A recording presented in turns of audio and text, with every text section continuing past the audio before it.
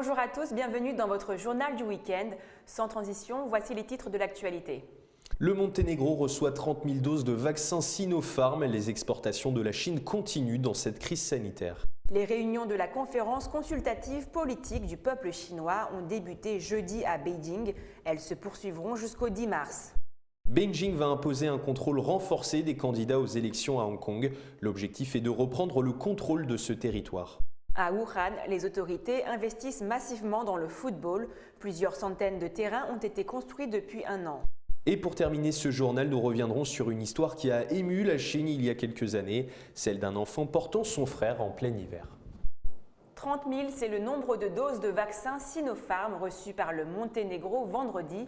Dans cette crise sanitaire, la Chine continue de s'affirmer comme un des premiers exportateurs mondiaux, comme vous allez le voir dans ce sujet. Les efforts de la lutte contre la pandémie et la vaccination sont importants à l'ordre du jour politique et la Chine a activement fait don et exporté des vaccins. Le Monténégro est le dernier à recevoir des vaccins de la Chine, 30 000 doses de la part de Sinopharm. La Chine dit également qu'elle livrera des vaccins Sinopharm à la République tchèque après une demande du président Miloš Zeman. Pendant ce temps, en Turquie, les scientifiques disent que le vaccin développé par la Chine, Sinovac, est efficace à plus de 83%.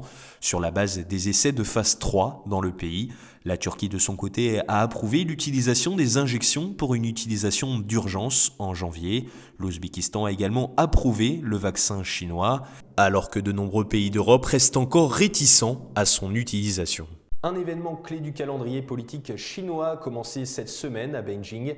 Les sessions annuelles de la législation nationale chinoise et de l'organe consultatif politique supérieur, connu sous le nom de 2 sessions. Les détails de ce rassemblement dans ce sujet.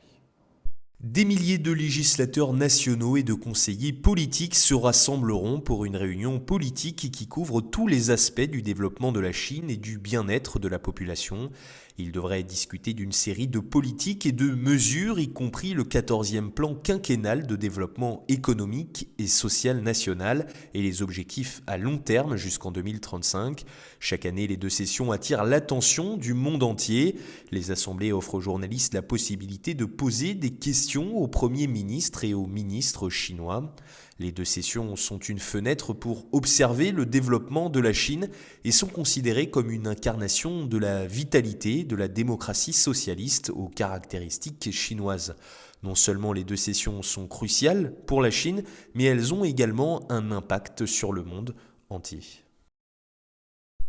Réuni à partir de vendredi pour sa session plénière annuelle, le Parlement chinois envisage une réforme du système électoral à Hong Kong.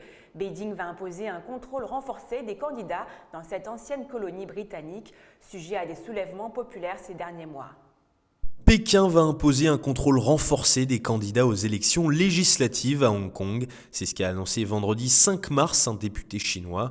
Le Parlement, réuni à partir de vendredi pour sa session plénière annuelle, est saisi d'une réforme du système électoral dans l'ancienne colonie britannique qui devrait se traduire par une marginalisation des candidats de l'opposition pro-démocratie.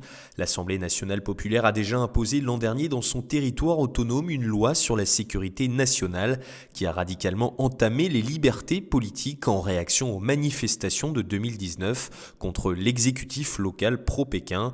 Cette fois, au terme de la loi présenté à l'ANP, un comité électoral inféodé au régime communiste sera chargé d'examiner les candidatures au conseil législatif, le Parlement hongkongais. Aucun candidat ne pourra se présenter sans l'aval de cette instance. Le comité électoral aura pour tâche d'élire une grande partie des membres du conseil législatif et de participer directement à la nomination de tous les candidats. C'est ce qu'a déclaré devant la presse Wang Chen, vice-président du comité permanent de l'ANP. Le conseil législatif est actuellement composé de 70 députés dont la moitié sont élus démocratiquement et l'autre moitié par le comité électoral pro-Pékin. Ce dispositif a permis au pouvoir chinois de s'assurer des majorités favorables à Hong Kong depuis la rétrocession du territoire britannique à la Chine en 1997. À l'approche des élections législatives hongkongaises prévues en principe en septembre, Pékin a déjà fait savoir qu'il entendait faire en sorte que seuls des patriotes puissent diriger la région autonome. C'est une des marques de voitures les plus appréciées en Chine, avec déjà plus de 29 000 véhicules vendus depuis le début de l'année. Le constructeur automobile Volvo a annoncé jeudi avoir connu une croissance de ses ventes. Une bonne nouvelle donc pour le groupe suédois.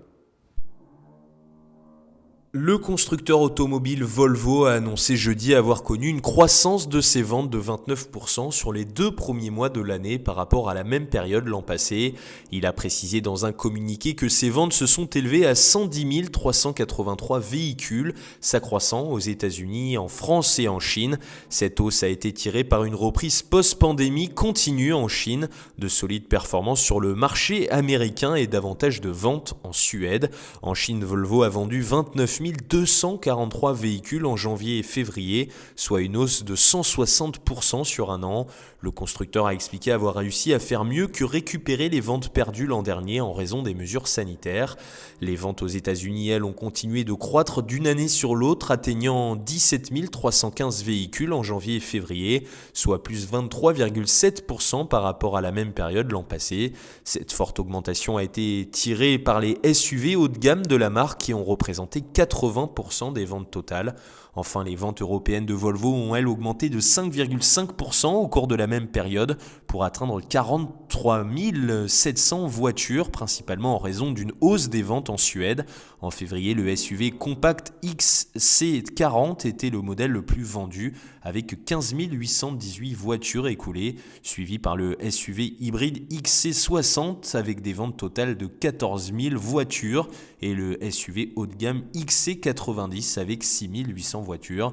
Volvo a annoncé mardi qu'il envisageait de passer au tout électrique d'ici 2030 et que tous les modèles ne seront plus disponibles qu'en ligne. Le groupe suédois, acquis par le constructeur automobile chinois Geely en 2010, employait l'an dernier environ 40 000 employés à temps plein dans le monde. Partons à Wuhan maintenant, non pas pour parler du Covid-19, mais de football. En effet, depuis un an maintenant, les autorités locales ont massivement investi dans la construction de terrains, encourager les activités physiques, notamment pour les jeunes Chinois. Voilà quelques-uns des objectifs. Et former, pourquoi pas, le prochain Lionel Messi chinois. Les détails dans ce reportage. Des terrains de football comme celui-ci, il en existe de plus en plus à Wuhan. Dans cette ville, berceau de l'épidémie, les autorités ont massivement investi pour encourager les activités physiques de la population. Des matchs de football sont régulièrement organisés pour le plus grand plaisir des jeunes Chinois et de leurs parents. Jouer au football peut aider à améliorer la santé physique et mentale de nos enfants, car ils peuvent respirer l'air frais et courir sur l'herbe, en particulier dans un si bon environnement. Je pense que le terrain de football public a fourni une très bonne base d'entraînement pour mon enfant, ce qui lui permettra de s'engager plus volontiers dans la formation. Les terrains de football public dans les communautés offrent un lieu de divertissement et d'exercice, ce qui, à mon avis, est vraiment bon pour les enfants.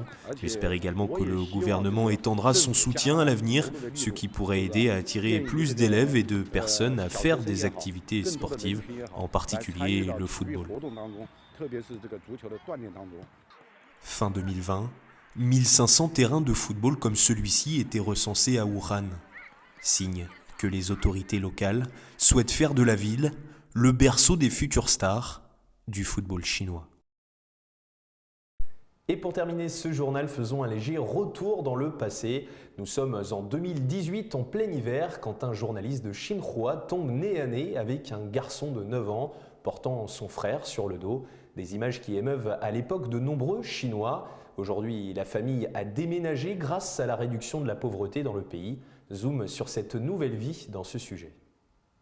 Il y a 3 ans, dans un froid glacial, un journaliste de l'agence de presse Xinhua tombe nez à nez avec Jiju Jizu, un garçon de 9 ans, portant son frère sur le dos. Tu te sens fatigué ? Non. Ça doit être lourd de porter ton petit frère. Non, ça va. Tout à l'heure, tu m'as dit que tu étais fatigué. Ne pleure pas, petit frère. Aujourd'hui, la vie de ces 2 frères a bien changé. La famille vit désormais dans une maison spacieuse dans le comté de Yuexi. Notre maison dans la région montagneuse n'était pas pratique. Ces maisons dans la zone délocalisée sont beaucoup plus belles. Nous avons un canapé et une télévision. La maison est vraiment magnifique. Toutes les installations ont été construites récemment. Si la vie du jeune garçon a été bouleversée, c'est grâce à la réduction massive de la pauvreté en Chine, un changement drastique de vie qui commence déjà à l'école. Je suis en 6e et je me suis fait de nombreux amis à l'école. Aujourd'hui, ce qui est bien, c'est qu'avec ma sœur, on n'a plus qu'à marcher 15 minutes pour se rendre en cours. Ça change vraiment la vie. Jijoué fait également partie d'une équipe de basket. Certains élèves jouent au basket sur le terrain là-bas. J'ai regardé pendant 1 heure et j'ai joué avec eux. Il n'y a pas de terrain de basket dans la région montagneuse où j'habitais. Je suis très heureux d'en avoir un ici. J'aime Kobe Bryant et LeBron James. J'espère faire mieux en tir, en maniant et en passant mieux le ballon. Réduire la pauvreté et les inégalités sociales, c'est l'un des objectifs majeurs du président chinois Xi Jinping. L'exemple de réussite de cette famille en est l'illustration. Devenus des icônes dans le pays, Jijoué et son frère ne regrettent pas leur ancienne ville de Luanshang, bien qu'il leur arrive d'y repenser pour ne pas oublier d'où ils viennent. C'est la fin de notre journal. Merci à tous de nous avoir suivis. Et n'oubliez pas, vous pouvez retrouver toutes nos vidéos sur notre chaîne YouTube. Vous pouvez vous abonner en cliquant en bas à droite de notre vidéo. Et pour ne rien rater, cliquez sur la petite cloche pour recevoir toutes les notifications de Mandarin TV. Très bon week-end avec Mandarin TV.